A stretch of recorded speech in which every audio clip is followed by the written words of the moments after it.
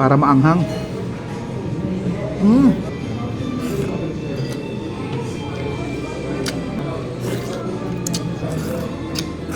Talagang mapapakapit ka sa anghang eh. Mm. Mm-hmm.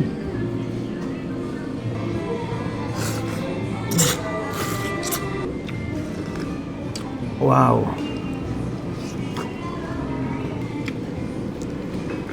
Tag-ulan na naman. Alam ko naghahanap ka ng mga pagkaing masasabaw. Kung umay ka na sa nakasanayan, ay ba't di mo subukan ng authentic Japanese food na sa Japan pa mismo galing ang mga sangkap na ginagamit nila? Kaya hindi mo na kailangan pumunta ng Japan para ma-experience ang authentic Kyoto style ramen. Pero kung nasa Japan ka, ay nandyan ang main branch at second branch nila. Grabe mga pagkain sinaserve nila dito. Talagang bawat subo at higop mo, ay damang-dama mo ang authentic taste ng mga pagkain sinaserve nila. Nag-offer pala sila dito ng Welcome to Kyoto Ramen Hero. We offer Kaju Shoyu, Kaju Kara, Karagidon, Gyoza, Grilled Chashu, Dark Chocolate, Vanilla, at marami pa pong iba. May promo din po kami for 999 po. Dalawang ramen na po. Pipili po kayo ng isang side dish po, either 5 pieces gyoza and 3 pieces karage.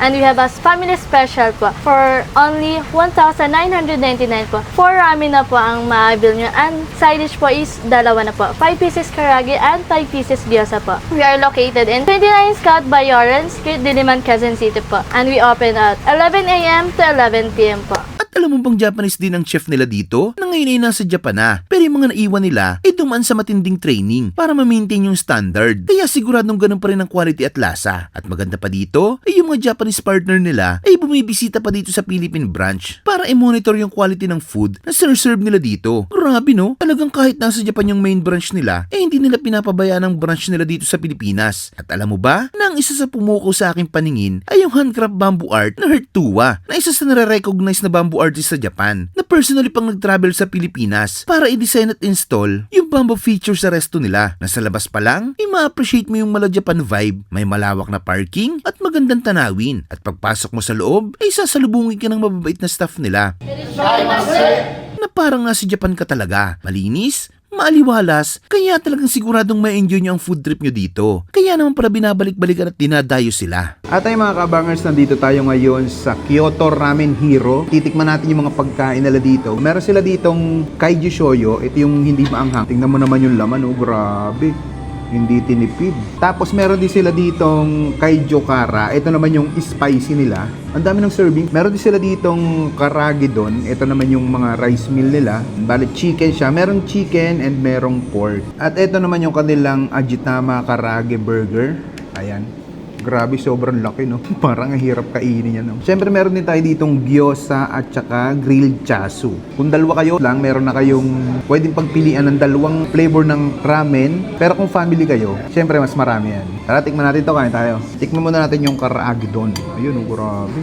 6 pieces na chicken. Grabe yung lasa. Yung chicken niya, medyo maalat-alat, pangkanin talaga.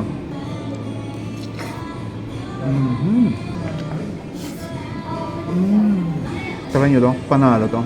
Tikman naman natin yung Kaiju Shoyo Ramen.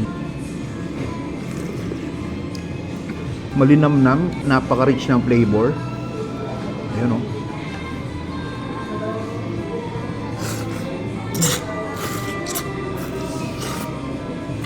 Grabe, mainit. Tikman natin.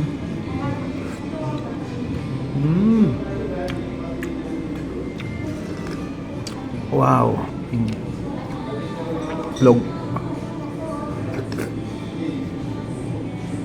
Wow, panalo.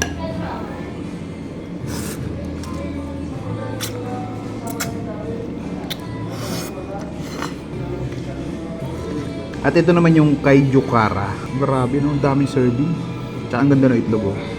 Uy, gantong yung gusto kong luto sa itlog, eh. Haluin natin para maanghang. Kung mahilig kayo sa maanghang, try nyo to. Abe. Uy.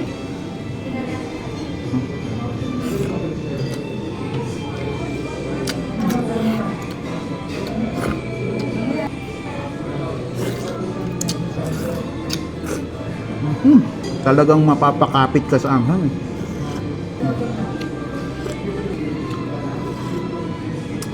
Ang sarap ng broth nila.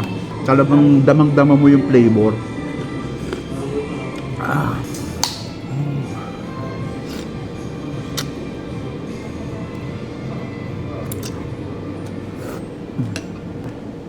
Mm.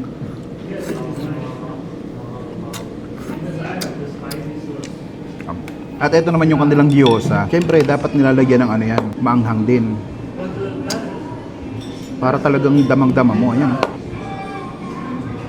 Sasawsaw mo dito.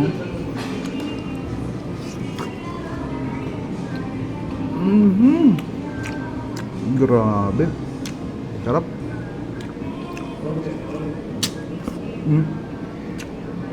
Malaman. Tikman natin yung grilled chasu. Ito pork to. Napakalambot. Smoky flavor. Sarap.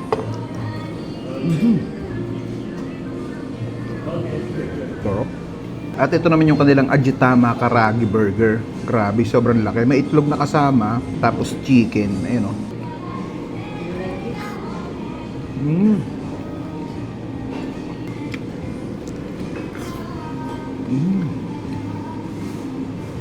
At ang imbitahan nyo na dito, Kyoto Ramen Hero. Napakasol dito mga lods. Paano? Ubusin ko muna to.